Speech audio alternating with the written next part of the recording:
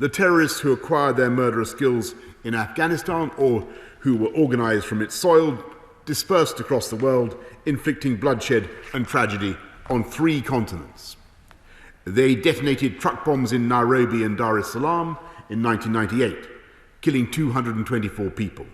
They attacked the USS Cole in Aden in 2000, killing 17 people. And then they perpetrated their most heinous atrocity, claiming almost 3,000 lives in New York, Pennsylvania and Washington on September the 11th, 2001. Today, thankfully, the situation is very different. The training camps have been destroyed. What remains of Al-Qaeda's leadership no longer resides in Afghanistan, and no terrorist attacks against Western targets have been mounted from Afghan soil since 2001. We should never lose sight of these essential facts. On the morning after September the 11th, few would have predicted that no more terrorist attacks on that scale would be launched from Afghanistan in the next 20 years. These gains were achieved by an American-led military intervention mounted with overwhelming international support, including troops from dozens of countries, and the first and only invoking of NATO's Article 5 security guarantee. And we can take pride that Britain was part of that effort from the beginning. Over the last 2 decades, 150,000 members of our armed forces have served in Afghanistan, mainly in Helmand province, which was from 2006 onwards a focus of our operation. In the unforgiving desert of some of the world's harshest terrain and shoulder to shoulder with the Afghan security forces, our servicemen and women sought to bring development and stability.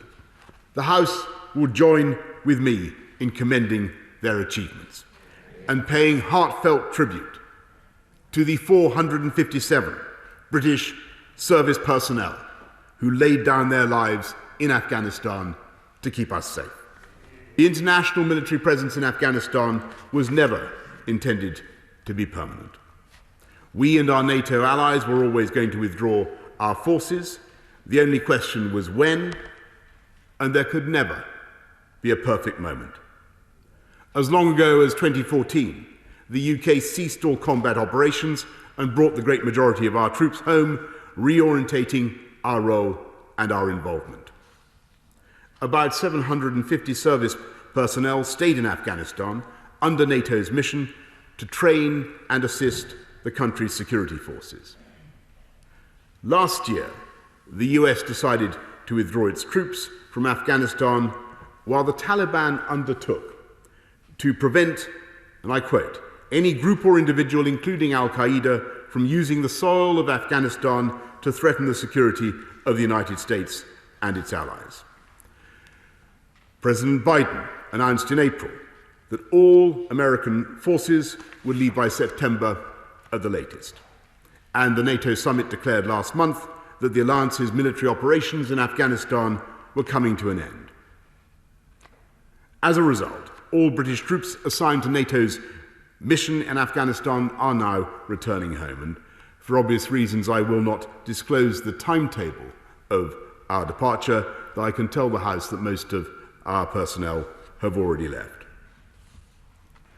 I hope that no one will leap to the false conclusion that the withdrawal of our forces somehow means the end of Britain's commitment to Afghanistan. We are not about to turn away, nor are we under any illusions about the perils of today's situation and what may lie ahead. We always knew that supporting Afghanistan would be a generational undertaking, and we were equally clear that the instruments in our hands would change over time.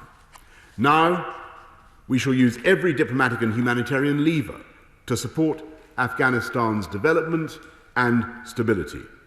We will back the Afghan state with over £100 million of development assistance this year and £58 million for the Afghan National Security and Defence Forces.